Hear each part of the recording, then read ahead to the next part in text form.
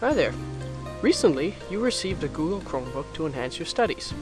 This is a very powerful tool if you know how to use it.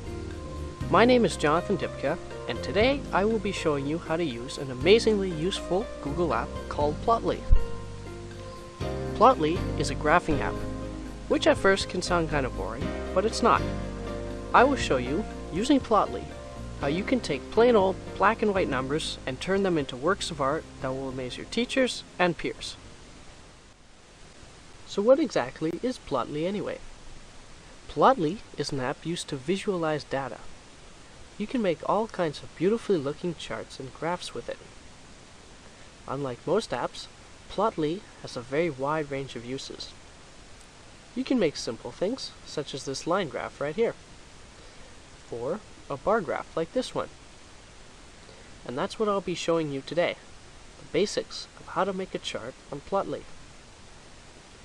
But that's certainly not all you can do with this app. Once you know the basics, you can move on to making works of art with your data. This one in particular represents nothing and is just mere numbers. But if we look at those numbers, I think you'd agree that the graph is definitely more visually appealing. Now this year, you will be studying about Pythagoras and Pythagorean triples, and there's no better way to learn that concept and the patterns those numbers represent than by using a visual example, such as this spiral. And of course, there's nothing stopping you from going a step further once you know how to use Plotly to make something similar yourself to really grasp the concept. Another reason why I chose to demonstrate this graph in particular is because it shows you're not limited to representing things in a conventional way, like a line or bar graph. Rather, there's so much more to Plotly, and if you have the numbers, you can really make anything. Again, the same goes for this one here, which happens to be my favorite because, like the other one, it doesn't represent anything, but you can imagine all the numbers and the amount of data it took to create this. And it's definitely more visually appealing than that data.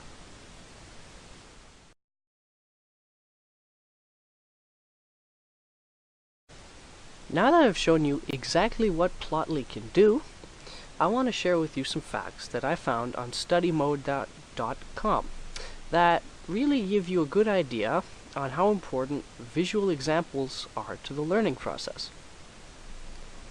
Approximately 65% of the population is visual learners. The brain processes visual information 60,000 times faster than text. 90% of information that comes to the brain is visual. From this information, we can see what a massive influence our eyes have on the absorption of information. Therefore, it only makes sense that if we can take a bunch of numbers and transform them into a visual representation, not only will others have an easier time grasping the idea, but you yourself will have a much better understanding having created it.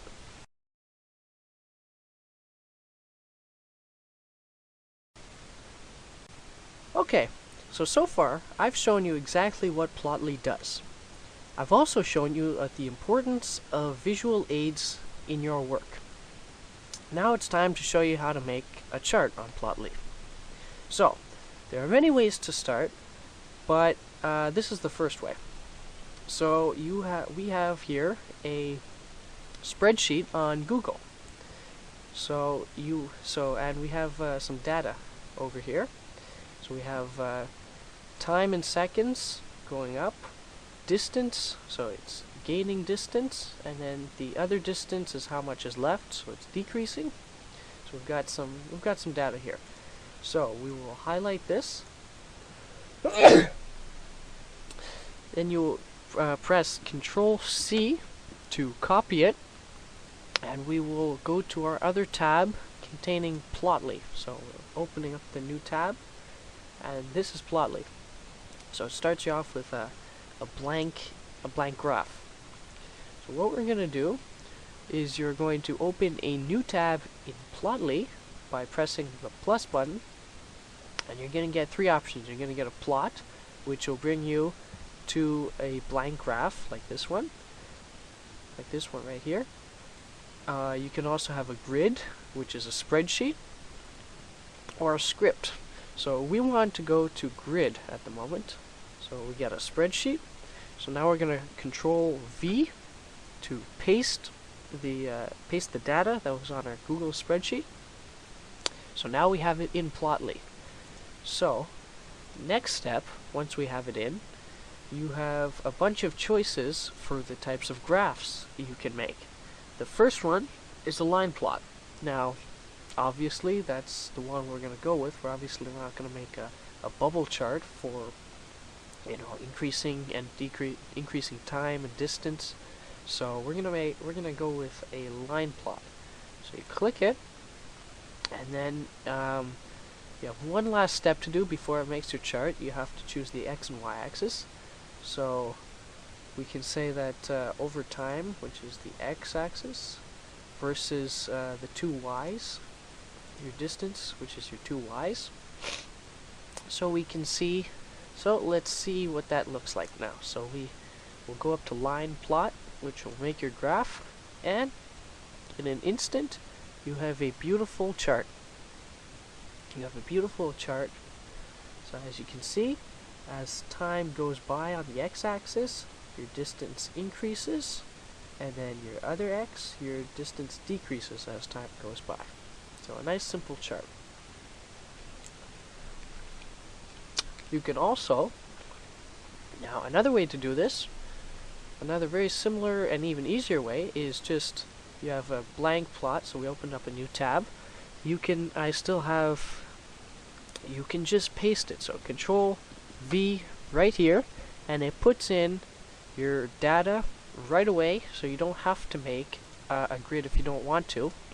You can just Control V. You can just paste your data right onto here, and it will make a chart for you if that's what you want. Okay, so we transformed data on a Google spreadsheet, and we've made a nice simple graph with it. So now what we want to do, we want to make sure it's proper. So we have to add in the X and Y axis and the title, of course. So we're going to name the title. You just click on it, and it'll highlight blue. You can change it. Oops, like that. Sorry, blue. The race, because it involves time and distance. So now we're going to go to the y-axis. The y-axis represents time, and the x-axis represents distance. There we go. So now our chart is proper. It's a little plain, but it's proper. So now we can go around changing it. So we can make it a little more visually appealing. So if we want to do that, we're going to go to Style. And right now, we're looking at the blue line. So everything here will be changing the blue line. So you can do a bunch of things. You can hide it if you want. You can change it to a bar graph if you want, or a box graph. And you don't have to have the little dots, or you can have just dots. So you can change it however you want. And of course, you can fill it, so it you can see what's below the y-axis. It makes it easier to see, I guess. So for this particular tutorial, I don't think we want the blue line. I think we just want to look at the orange line. So in that case, if we're just looking at the orange line, we hit it. So now we're going to click the box again, and we're going to go down to trace 1, which is the orange line. And now we're affecting it, so we can hide it if we want, but why not? So we can change it to a bar. Looks pretty good, but I think for this one we want it to be a line. So we don't want those dots there, so we're gonna make it nice and smooth, and we're gonna fill it in. But this color's a little dull. I mean, it's good to see the lines, but you can definitely change it if you want. Maybe we want it to be a solid orange. So there we go. We've got a solid orange line. So that's all you can do in style here. Now we go to layout, and you don't have to have the font if you want. We can make it a little more visible. I find impact to be a very visible font. It doesn't have to be black. It can be red. Oh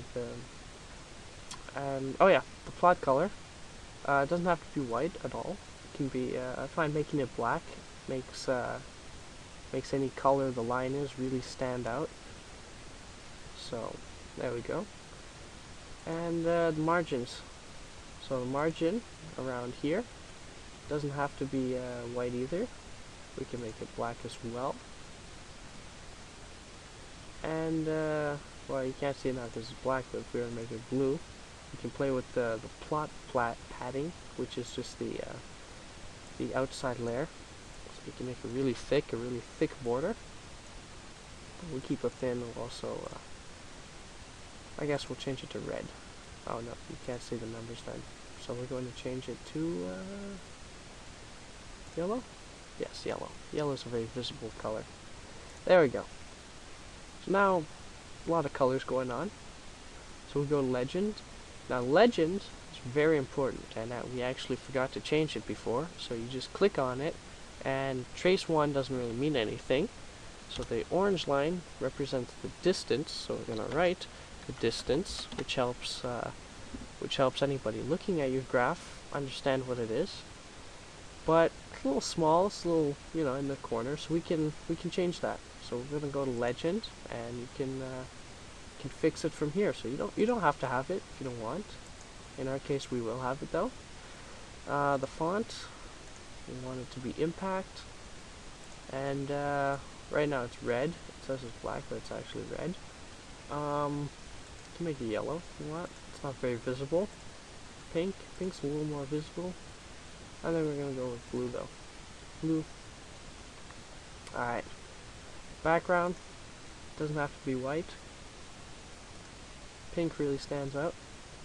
Border. The border's black, so we won't see it. So maybe if we make it red. It's very small right now. So you can just play with the size. Make it really big. There we go. So, there you go. We turned data, plain raw data from a Google spreadsheet into a simple chart, and then using Plotly we changed that chart into something we find visually appealing that we can put in our work.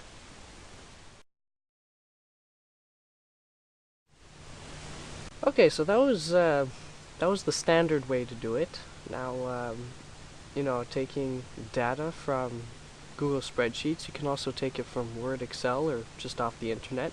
That's one way of making a graph. That's the standard way, I guess.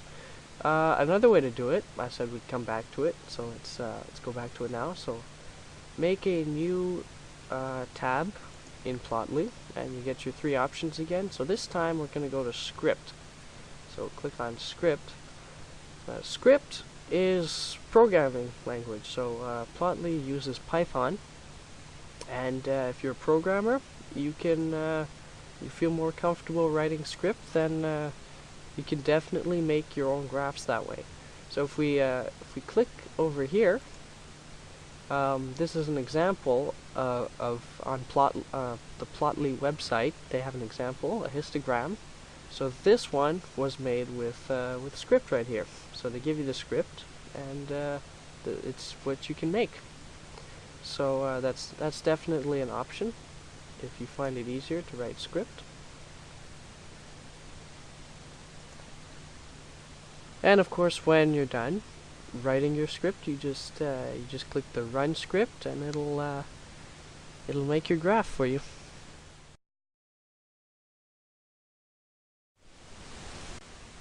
So if copying the data from the internet or a Google spreadsheet or Excel is the first way to make a graph, and writing out script to make a graph is the second way, then there's even a third way. So we're going to do that right now. So let's make a new tab, and this one will be a grid. So This way, we're just going to input data straight into Plotly. We're not going to get it from another source. We're just going to make our own data. And I would really recommend this for classroom use because it allows the student to experiment with numbers and see what they make on a graph. So if you want to reverse the x and y axis, if you just want to change the numbers around, if you had to draw that, you'd have to make a whole new graph, which can be pretty time consuming. Whereas Plotly, though, it's a matter of clicks, and you've got a whole new graph in front of your eyes. So it's that's a real perk to Plotly. So for this one, let's the first column, let's make it go up by increments of 1, and we'll see what that does. And the second column, we could make a linear line, but let's make it pretty interesting. Let's make like an exponential function. So for that, we'll need square numbers. So 2, 4, 8, 16, 32, 64, 128, 256, and I may have missed something there. 512.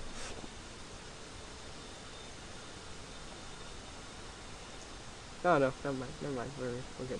Okay, so square function, sorry. So let's make this line. Let's make the line now. So the first column will be the x, and the second column will be the y. And let's plot it. Okay, so as we can see, exponential function. So the x-axis is going up by increments of 1 steadily, and the y-axis, it's slow to start off.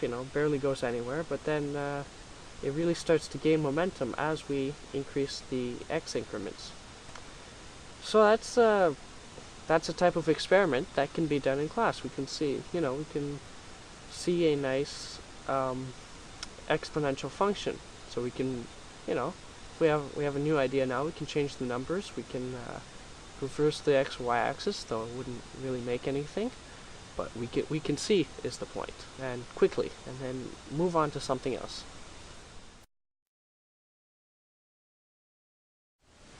Okay, so throughout this tutorial, I've shown you the key features and the basics of how to use Plotly.